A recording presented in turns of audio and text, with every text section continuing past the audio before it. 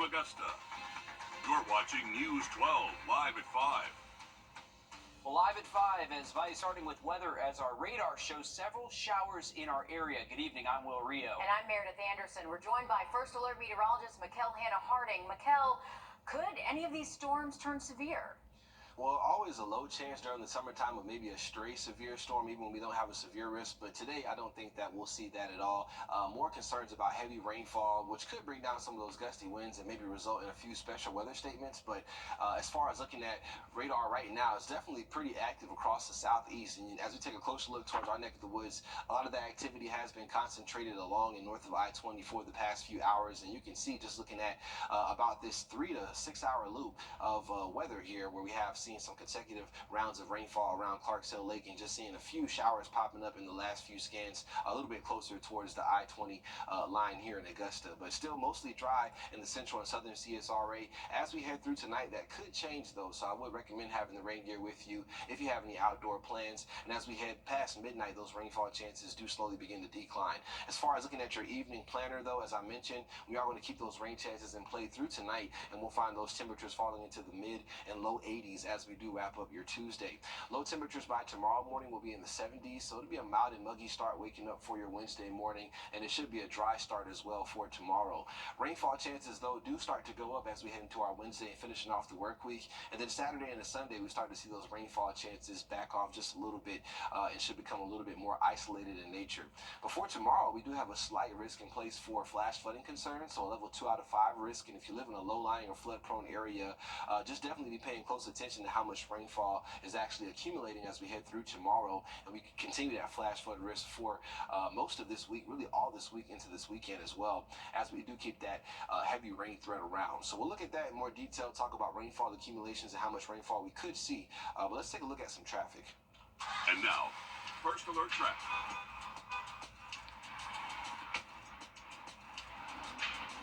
We're taking a live look outside of our studios. Really cloudy right now across this portion of Augusta. Along Interstate 20 and Riverwatch Parkway, traffic is flowing nice and smoothly. Taking a trip out to Grovetown, quite a different picture here. We see some blue sky out here, but in general, a little bit of traffic along Lewiston Road, but it's at least flowing, and I-20 eastbound, westbound looks good here as well. We'll talk about your forecast in more detail coming up. All right. Thanks for that, Mikkel. Georgia Governor Brian Kemp today. The search for answers begins in South Carolina as to where an extra $1.8 billion came from. Just ahead, how we expect this audit to unfold. Mikkel? Not a bad look in Grovetown right now, but we are tracking some showers around the region. We'll look at that in rainfall chances moving ahead coming up. Time and temp, brought to you by your First Alert weather team. Introducing. Welcome back to Live at 5. We're taking a look at radar, which is pretty active across upstate portions of Alabama, Georgia, South Carolina right now. Here in the CSRA, we've seen the bulk of our activity along and north of I-20 so far this afternoon and evening. Now seeing some of that heavier activity starting to wane and become a little bit more moderate and light in nature around places like Edgefield and Clarks Hill Lake, and even looking down through McDuffie County, seeing that downpour finally making it to Thompson now. So some rainfall out there for you in Thompson and McDuffie County right now. As far as current temperatures, they're in the upper 80s and even some low 80s in Washington, where they've seen some rainfall already this afternoon. We also have some low 90s out there, so it definitely has been almost a seasonal day for a lot of us with those low 90s coming back. But as we head into tomorrow, it looks like temperatures will stay closer to about 90, and we'll see upper 80s by Thursday. As far as any plans for grilling this evening, may have to dodge a few raindrops, so you want to have the rain gear nearby. I would say if you want to be out there grilling this evening, we'll find those temperatures in the 80s through this evening, so keeping that feel nice and warm as we wrap up your Tuesday. Looking ahead towards tomorrow morning, as in at least Aiken and Edgefield counties, kids are going back to school, and at the bus stop, it'll be dry in the morning, mild and muggy though, and then we'll see a pretty hot day again tomorrow with those heat index values close to about 100, and then we'll see the chance for more of those afternoon showers and storms, which could be a little bit more widespread and also have some locally heavy rainfall. So you can see that we have a flash flood risk in place tomorrow in the way of a 2 out of 5 risk, a slight risk for some flooding issues, especially in those low-lying and usual trouble spots where we do have those problems from heavy rainfall. So if you happen to live in an area like that, you do want to be paying attention to how much rainfall is accumulating as we head through tomorrow. Over the next 5 days, we could see widespread amounts of 2-inch rainfall accumulations, but if you get that a little bit too quickly, that's when we start to have those issues about flash flooding and maybe have to worry about some flood advisories and things like that coming out. As we head through Saturday, we keep a flood risk in place, so that means that locally heavy rainfall will continue to be possible even into the first part of the weekend. But heading through tonight, we do have those rainfall chances possibly returning for our southern counties as we finish off the night. So if you have any outdoor plans, having the rain gear nearby wouldn't hurt, just to be safe. As we head towards your Wednesday afternoon, we are tracking the continuation of those afternoon and evening showers and storms, which could last past sunset once again into portions of our Wednesday night. And then Thursday morning, possibly a few stray showers out there with a little bit more cloud cover starting off our day. And in general, it looks like Thursday will be a cloudier day, and we're looking at more of that widespread rainfall as we head towards the afternoon and evening hours, finishing off your Thursday. And then again for Friday, we'll do it all over as we keep that broken record forecast going. So rain chances a little more elevated the middle to end of this week, and as we finish off heading into the weekend, we'll find those rainfall chances do begin to slowly tick down by about Sunday. As far as high temperatures, though, as early as Thursday, as I mentioned, we'll find those temperatures in the upper 80s, and it looks like we'll stay there even into the beginning of next week. So definitely looking forward to a slightly cooler feel. It'll still be pretty humid outside, though, and make sure you have that rain gear around at least through the weekend. Thanks, Mikkel. South Carolina is moving closer towards getting answers in a $1.8 billion mystery. It's taxpayer money that sat untouched in a state account for several years, in which lawmakers only found out about within the last year. That's a lot of money, though. And our State House reporter Mary Green explains what work is being done right now to figure out where this money came from and who owns it. The state of South Carolina will pay a D.C.-based financial advisory and consulting firm as much as $3 million to conduct a forensic audit and get to the bottom of this ongoing investigation. This notice of award says the South Carolina Department of Administration has selected Alex Partners LLP for the job, with the maximum $3 million contract starting last week and running through next summer. We've asked for a copy of the contract but haven't gotten it yet. But the state's 23-page request for proposals put out at the start of this month clues us in on what they'll be looking for. Answers to questions still unknown, like who owns this money and if it actually exists or is a ledger error. It also acknowledges the audit could uncover potential criminal or unauthorized activity, though noting the state does not believe either have occurred at this point. A state Senate panel has been investigating these unallocated funds for the better part of this year, culminating in a contentious hours-long hearing, finger-pointing between the state treasurer and the comptroller general as to who's responsible, and a scathing April report putting the blame for the debacle squarely on Treasurer Curtis Loftus. Since then, a task force formed by Governor Henry McMaster has worked to prepare the state for this audit and is expected to continue working with Alex Partners as the audit gets underway. It's very interesting that such a thing would even happen, but I'm confident that we're going to find out exactly everything that we want to know. We'll get the answers. Our first look at what this audit uncovers could come as early as September, when Alex Partners is scheduled to deliver an interim report to the governor and leaders in the General Assembly. Their final report is due by the end of the year, though that deadline could be extended. Reporting from the State House, I'm Mary Green. This $1.8 billion is connected to the $3.5 billion accounting error senators uncovered and investigated last year. That ultimately led to the resignation, under pressure, of longtime Comptroller General Richard Ekstrom. Well, we all know you have to be the best of the best to qualify for the Olympics, but did you know the same applies to Olympic judges? Well, just ahead, how one North Carolina man managed to get one of the most exclusive jobs in the world. First Alert Radar, powered by Jim Hudson Automotive Group. Save your money. A gymnastics coach from Statesville, North Carolina, is just one of 36 people in the world chosen to judge the women's gymnastic events at the Paris Olympics. As Claire Kopsky explains, his pathway to this position was just as difficult to reach as the athletes that he'll be judging. No matter if you love the uneven bars, the vault, the beam, or any event in between, the dreams of going to the Olympics start in gyms like this one here in Statesville. But it's not just dreams of becoming an Olympic gymnast, it's also the ones of becoming a judge at the highest level. The world of gymnastics isn't easy. It's about technique and requires precision. Mom, you got it. Wrdw knows it's about a perfect score. Well, that was my dream. It was become a judge. Once he started coaching, he decided to start taking courses. I need to prepare myself. I need to study. I need to work hard because we are going to be judging the best athletes in the world, and we want to give them the right score, and we want to be ranking them in the correct order. In 2013, he became a judge for smaller competitions. And in 2016, he earned one of the top denotions of judging that less than 300 people in the world have earned, a Category 2 judge. With that, he qualified for Olympic eligibility. It is really hard because as the gymnasts, they qualify to go to the Olympics. For us as the judges, we have to qualify to go to the Olympics. It's not just like we got selected because they want us there. Not only do they have to pass difficult exams, they must judge at least 2 world championships and score 2 perfect scores. Needless to say, when Wrdw got the call telling him that he'd been chosen for the 2024 Olympics, he thought he was dreaming. It couldn't process that at that moment. So in my brain, it was like, I think you're still sleeping and this is not happening. He was chosen to be one of 36 judges from all around the world.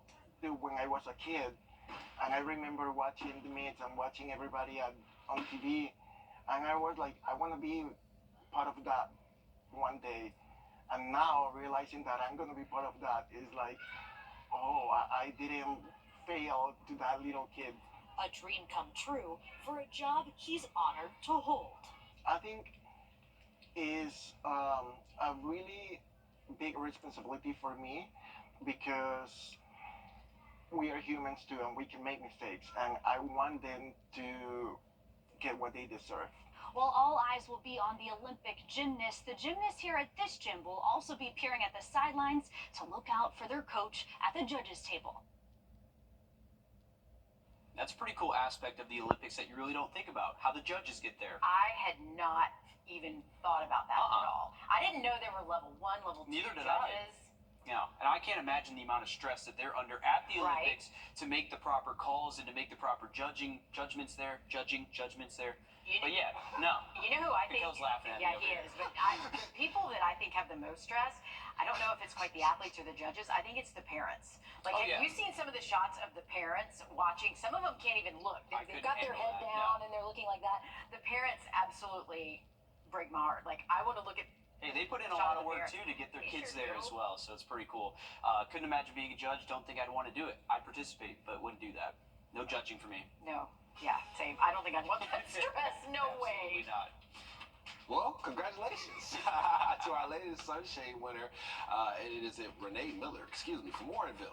And you can enter and win your very own Sunshade at Wrdw.com. We announce a winner every Tuesday and Thursday live at 5, so be sure to enter. And we'll be back after a short break.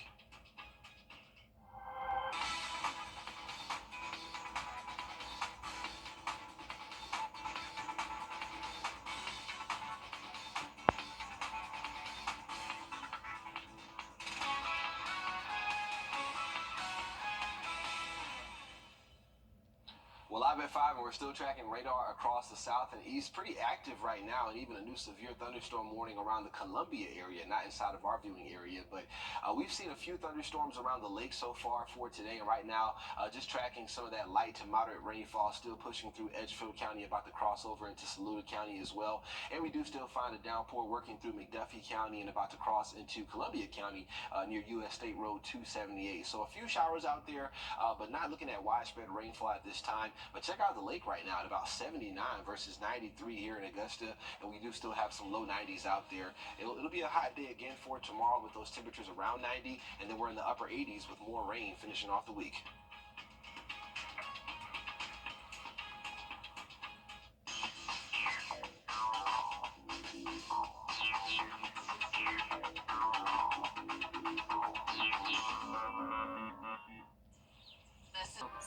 by the Eichholz Law Firm. Trust Chief Meteorologist Riley Hale for your first alert. Every time you visit Parker's Kitchen, your support makes a difference, impacting education for kids of all ages. And none of this happens without you. You're watching News 12 live at 5. Continues. More summer showers popping up through our area, bringing some much-needed rain. We'll have the latest on your forecast in just 2 minutes. But first, as students begin to return to the classroom, there's a big push to make sure there are enough special education teachers to meet students' needs. Good evening, I'm Will Rio. And I'm Meredith Anderson. Both Columbia and Richmond County schools are looking to fill several vacancies, including for these specialty roles that are in high demand, not just here, but all across the U.S. Our Julius Evans joins us now live at 5 at a Columbia County School District hiring fair off Riverwatch Parkway. And Julius, many of these teacher vacancies are actually for special education teachers. That's right, Will, Meredith. Local education experts, they're telling me, yes, this is a national issue, and they're also seeing large impacts being trickled down into the local level with many of our local school districts. And you can see over here, close to a full parking lot of just people looking to find opportunities. And the Columbia County School District, rather, they are looking to fill that void for special education teachers ahead of the start of the school year. Now, the school district says that they have about 5 special education teachers that they are looking to fill roles in across the county. Richmond County has at least 16 open or pending spots on its hiring portal in the special education field. Experts say special education teachers are critical in providing students with special needs the extra resources they need to succeed outside a traditional classroom. An AU educational professor says the impact of not having enough special education teachers can have heavy consequences. That really impacts students with special learning needs. They need to receive that individualized instruction, but it also impacts the entire building. It impacts other teachers, classroom teachers who need that support for students in their classrooms. On News 12 at 6 o'clock, learn more on how the community approach is being taken to provide resources for aspiring educational teachers and how they can get into the workforce easier. All right, thanks for that, Julius. We know this vacancy with not much time to go before school starts. These are some vital roles that they need to fill. Absolutely. All teachers are important, but these are some of the most important in some of our local school districts. Thanks, Julius. Switching gears to weather now as we take a live look outside over the Thurmond Dam. A gorgeous look here. Still have some clouds hanging around with us as we check in with First Alert meteorologist Mikkel Hannah-Harding. Mikkel, another day with some evening showers for us.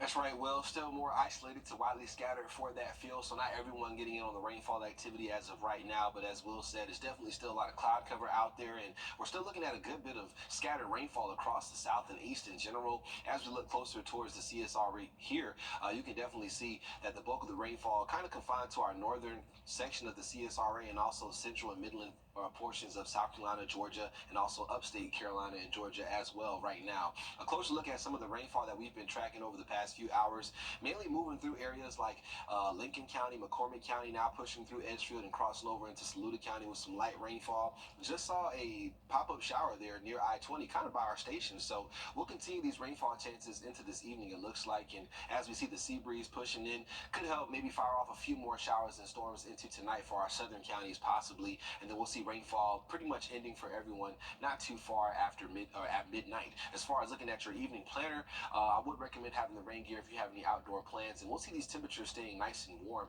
in the 80s through tonight, courtesy of cloud cover just kind of acting like a blanket, helping to trap some of that warm air down here at the surface with us through the nighttime hours. We'll find temperatures in the 70s by tomorrow morning and still pretty mild and muggy for the start.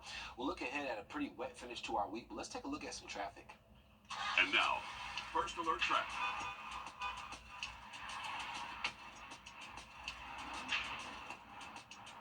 Well, starting off with the look outside of our studios here, you can see a downpour off there in the distance. But as far as traffic, moving smoothly along Interstate 20 and also Riverwatch Parkway right now. So some good news there. As far as Grovetown and I-20, a little more blue sky out here, but also seeing some of these clouds filled with water. In terms of traffic, looks like things are moving smooth along I-20 eastbound and westbound, and also along that Lewiston Road overpass. We'll look at your forecast in more detail coming up. All right, thanks for that, Mikkel. As a wasp tries to get into view there, the new Bel Air Middle School will not be ready until October. That's what parents and students were told during last night's progress report meeting on the new school. Only last week, Richmond County officials revealed the school would not be ready to accept students on their first day back in August. Now, this is video of the new school taken today, so there's been some progress. For the first few months of school, students and teachers will set up shop at the former Langford Middle School on Walton Way until October 1st.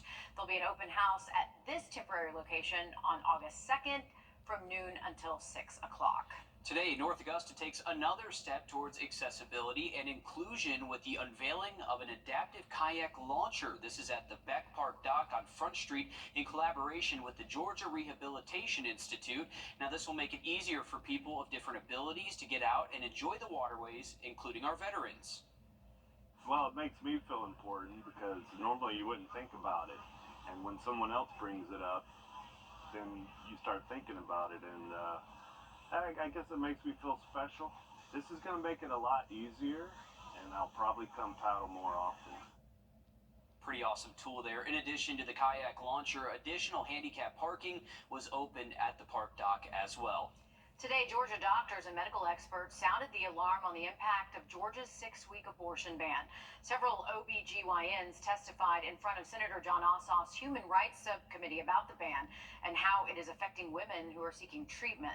This ban has attracted harsh criticism because for many women, it actually takes longer than 6 weeks to know that they're pregnant. Right now, the closest state that offers abortions after 6 weeks is South Carolina, or in the South is Virginia. We've created an environment in this country where your access to evidence-based care depends on your zip code and your resources and whether you can get out of state. Now, these medical experts also testified that the state's 6-week abortion ban is worsening the state shortage of OBGYN doctors, which is already one of the worst in the nation. Despite today's testimony, there is nothing on the books right now to repeal Georgia's abortion ban. And right now, Georgia's maternal mortality rates are some of the worst in the nation. Tonight, reporter Abby Kasouris reports a new mobile unit is coming to the state, increasing access to mental health care for new moms. More than half of Georgians live in maternal care deserts, a lack of services, resources, and transportation acting as barriers, keeping them from getting the help they need. And once patients are here, they knock, and then once I'm seeing a patient, then I usually do this. Welcome into Joanne Patterson's office. It feels like almost spa-like. As the founder of Nurse Practitioner on Wheels, she's able to meet with people wherever they are. She calls herself a unicorn, specializing in both maternal and pediatric mental health. We really want to make sure that the great state of Georgia is getting the best care possible. In Georgia, 1 in 7 moms experience a perinatal mood disorder. The Atlanta-based Center for Disease Control found 4 out of 5 maternal deaths in Georgia are preventable, with mental health disorders accounting for roughly a quarter of preventable maternal deaths. Their scores coming in would be really high for depression and anxiety and other healthcare mental health challenges, and then within a month, I have gotten their scores down to maybe 2 or 3. She's joining a network of providers with the Wellness on Wheels program through CareSource. It's a new program that started last year, but so far, they've helped more than 15,000 people. They are prioritizing underserved communities. They're prioritizing health equity. That's a big one. It starts with an initial in-person visit, and then you can choose virtual or in-person follow-up visits after that. CareSource is a nonprofit managed healthcare organization commissioned through the Department of Community Health to provide services across the state. In Atlanta, I'm Abby Kasouris. A world-famous movie director taking over a hotel in Georgia. Just ahead, how it's been transformed into a love letter to the Peach State's film industry. Mikkel? We are still looking at Grovetown. Got a little wasp on the camera here. I saw your face. But definitely still tracking some rainfall out there. We'll look at your forecast coming up next. Time and temp Brought to you by your First Alert weather team.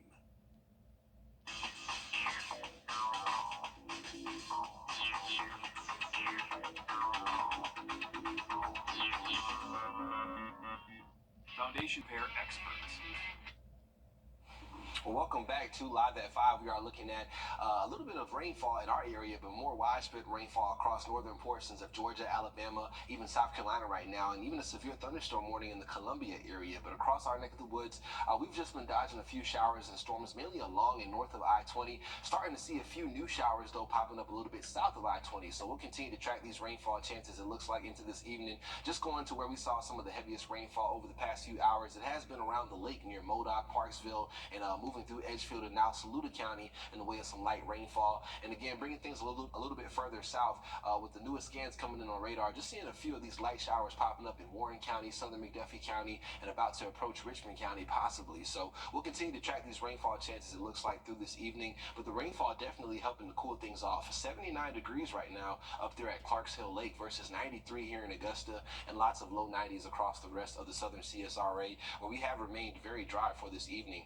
So any outdoor plans, if you maybe want to get to the pickleball courts or just be outdoors in general, having the rain gear nearby wouldn't be a bad idea, just in case you happen to be a spot that sees some of that heavier downpour activity possible. And we'll see that linger through tonight up until about midnight, so rain chances do stick around in the forecast for this evening and tonight. As far as low temperatures, we'll wake up in the 70s tomorrow morning, so it'll be a mild and muggy start for your Wednesday, but should be dry in the morning. Those rain chances primarily for tonight and the pre-dawn hours of your Wednesday possibly. But as we look at the playground forecast tomorrow, we are going to bring back afternoon and evening rainfall chances, so you maybe want to get the kids out there a little bit earlier in the day to the playground. As far as looking at the flash flood risk for tomorrow in particular, we have a slight risk across just about the entire CSRA. So this is a level 2 out of 5, a little bit more elevated than what it was this time yesterday, and this just means that we could have some locally heavy rainfall that could cause problems in usual trouble spots and low-lying areas first, and then we could see that kind of expand to areas that have already seen some heavier rainfall over the past few days and have already saturated soils. So locally heavy rainfall looks to be possible not only for tomorrow, but even into the rest of this weekend, the first part of this weekend, as we do keep a flood risk around all the way through Saturday. And it looks like for Thursday, they've actually expanded that slight risk across the entire area. It was only encompassing about half of the area about an hour ago. So we have seen some updates even as of now from the Weather Prediction Center on their thinking for the heavy rainfall threat as we continue into the rest of this week. But through tonight, we're going to keep the rain chances around, especially across our southern parts of the region that haven't really seen rainfall too much today. Definitely could see some rainfall setting up for you guys tonight, and as we continue into Wednesday morning, we dry things out. The afternoon, the first part of it looks to be a little bit drier, and as we head later into our Wednesday evening and night, that's when rain chances do begin to pick up again for your day and night on Wednesday. Thursday could be a few stray showers around in the morning, and we'll also see more cloud cover by Thursday in general for our day, and rain chances look to be even more widespread possibly as we head towards your Thursday, and again possibly for Friday. Heading into the weekend, those rain chances do begin to slack off just a bit, and looking at upper 80s most days out of the next 7. Looking forward to it. Thanks, Mikkel. Calling all movie lovers. New life has been breathed into an old hotel in Atlanta purchased by Oscar-winning film director Francis Ford Coppola. Coppola. Yes, Nailed there it. you go. Nailed As it. Sawyer Buzzy shows us, he's now the owner of a specialty hotel catering to Georgia's film industry and movie fans alike. You know him from directing movies like The Godfather and Apocalypse Now, but part of Francis Ford Coppola's energy has been spent right here in Peachtree City, Georgia. This site was developed while we were working on his film Megalopolis. He has renovated this space so a community of people can come together and shoot a movie, or a movie enthusiast can come stay a night or two. He generally wanted it to feel like this was a place where dreams were made. There are suites, A vintage antique Italian icebox. We've got restoration hardware furniture, specifically picked up by Francis and curated by him. bunk beds, and meaningful touches. Themed after Japanese cinema and honoring the great masters like Akira Kurosawa, Toshiro Mifune, and several others. And you can see their pictures put up here. In this room, you might notice there is an Akira Kurosawa original painting on the wall that was given to him by Akira Kurosawa himself when they were working on Kagemusha. There are areas for people to work on sound, editing, composing, and there's a theater on the top floor. These kino flows to be installed, for wraparound blue screen as well as black screen. There's no reverb, there's no nothing, so it's perfect for recording in. Not to mention relics from previous movies. This place is about that, is about connection, and is about the creativity that comes from those connections. Was scheduled to open to the public on July 25th. Rooms at this specialty hotel start around $170 per night, with the Francis Ford Coppola suite clocking around $460 a night. Could be worse. Now, much of the world got a taste of life without the internet during last week's major IT failure. What's to keep it from happening again? I'm Jamie Tucker. We'll talk with a cybersecurity expert coming up. First Alert Radar, powered by Jim Hudson Automotive Group. If there's a guard into this advertising. Companies and businesses are still recovering from last week's IT failure that effectively shut down airlines and companies that we rely on every day. And while the disruptions was not the work of cyber terrorists, it highlights how one mistake can cause our world to effectively grind to a halt. Our consumer tech reporter Jamie Tucker has more. What the Tech, sponsored by Augusta Preparatory Day School. We now know this IT failure was caused when the cybersecurity company CrowdStrike rolled out a software update to millions of computers, leaving those computers only showing the blue screen of death. Did not surprise me that there might have been an issue with the rollout. Cybersecurity expert David Malikow knew it was not terrorism, and he wasn't shocked or alarmed. It was more of a, oh man, it actually happened. What happened was a mistake by the top security company in the world whose software protects industries from cyber threats. But it illuminates the possibilities of something going terribly wrong when so many companies rely on the same software. The result was eerily similar to the scenario in the Julia Roberts movie Leave the World Behind, where media companies, the travel industry, banks, and other companies suddenly went offline. Malikow says right now, many of the critical industries use one of three cloud services: Google, Amazon, and Microsoft. Any one of those goes down on a wide scale, we would see something very similar. Malikow says last week's disruption should be a cautionary tale for businesses with no redundancies in their operating systems, but it should all make us think about our dependence on technology. This technology goes away, right? This little phone right here that's in my hand goes away. Can I do what I need to do, right? Do I have water in case the water goes out, the electricity goes out? Do I have enough gas in my car to get where I need to go? Just think about those things in your own personal life.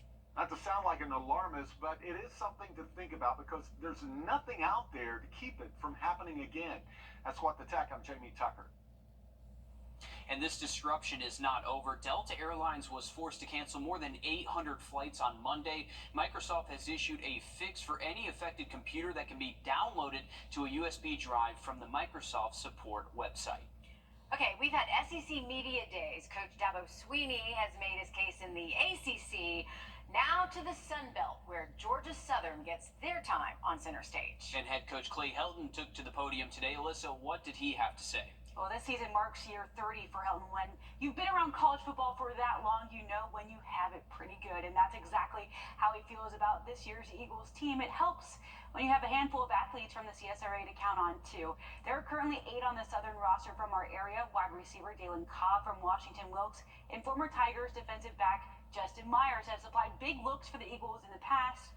The rest come out of Harlem, Greenbrier, Evans, Augusta Christian, Glen Hills, and Aquinas. That's a lot. What's more impressive is that talent has stayed in Statesboro. With another year of growth, that creates an air of confidence for Helton. There's a lot of excitement amongst our team, amongst our staff, especially after the first 2 seasons of being back-to-back postseason play, and having that chance to contend for a championship, which is our standard.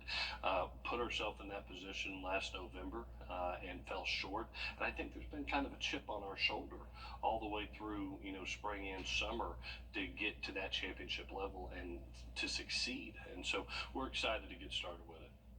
All right, take a look at this. Southern will wear white face masks for the first time in program history.